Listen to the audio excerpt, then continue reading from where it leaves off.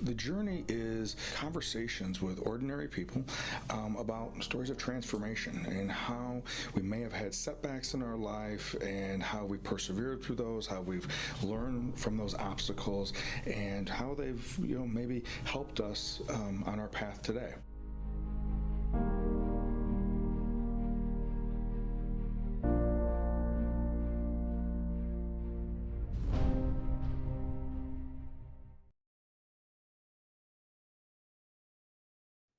Well, welcome to the journey. My name is Kevin Polky, and this is a reflection as we are looking at the month of October being Domestic Violence Awareness Month. Uh, there are 6 factors that we look at regarding shatter our silence and factors that lead to young adult suicide. Um, all these factors that have impacted someone prior to the age of 18 cause cause them to be a greater element in a predisposition to someone being in that darkness.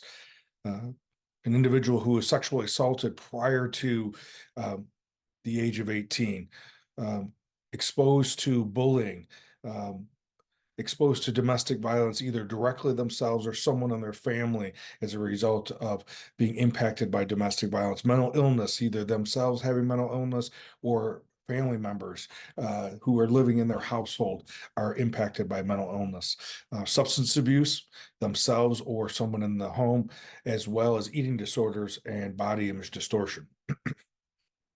The month of October focuses on how do we shatter all of our silence around domestic violence. What is it that sometimes we call the domestic violence, domestic abuse, or sometimes intimate partner violence or abuse?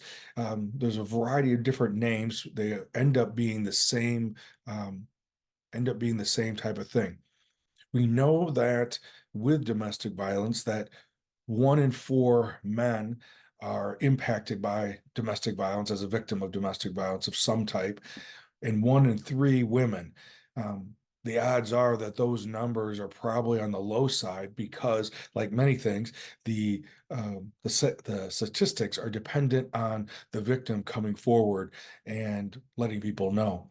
And silence, along with shame, are the biggest factors that keep the cycle continuing to go.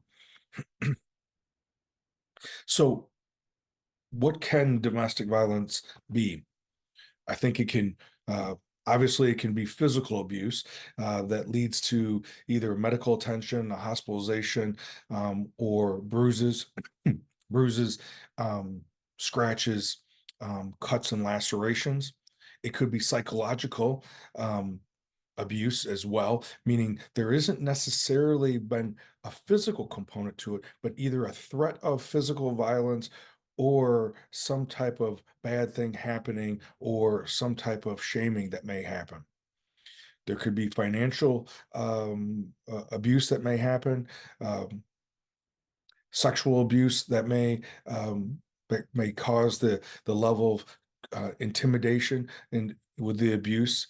It could be impacted based upon cultural norms within a family or within some other element that may be playing in either with the couple or with the family itself. So when we look at what are those things that could lead to that domestic violence, um, I think we probably need to look at why does a perpetrator perpetrate? And I think even though there's a lot of different thoughts or correlations that lead to why does a perpetrator abuse, but ultimately it comes down to that the perpetrator wants to have control over its victim.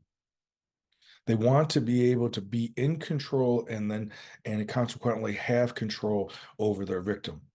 And then they're able to, through some process of of of grooming or of courting, of that they find someone who tolerates the behavior. Thinking about it, almost every time it never starts off from the very beginning. At the very beginning, it usually starts off as being very charming or almost to the point where the victim is thinking that this is my person or better than I could ever have wished for or hoped for. But then somewhere along, either as the relationship becomes more serious, or it moves to the next level of commitment, or possible pregnancy, or moving away, that then that control comes in, and the person, the victim, is moved farther and farther away from their family and friends. This control permeates in all areas of the victim's life. And again, shame and silence are the biggest factors that continue to keep that cycle going. The belief or hope that it is going to get better is another element of, or that the abuse will somehow stop, um, and be like they were at the very beginning. So, what are some of the things that we can do? Well, the biggest thing that we can do is doing what we're doing right now, which is talking about it. That we need to be able to share about what is going on and need to be able um, to let other people know um,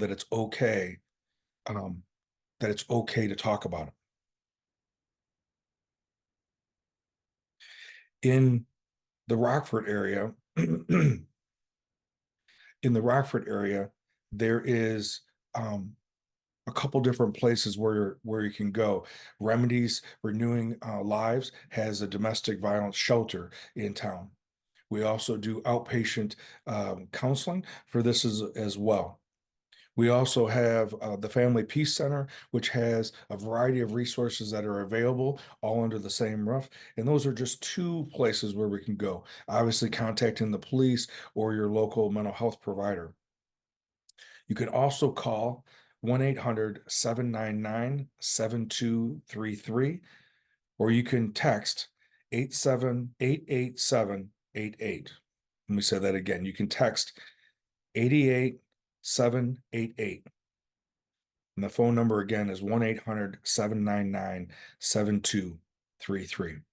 Again, shattering all of our silence that we have around domestic violence and not tolerating any type of control or any type of abuse is really the first steps to liberation and healing. As always, thank you for being here, and please pass this on to someone that may need to hear it.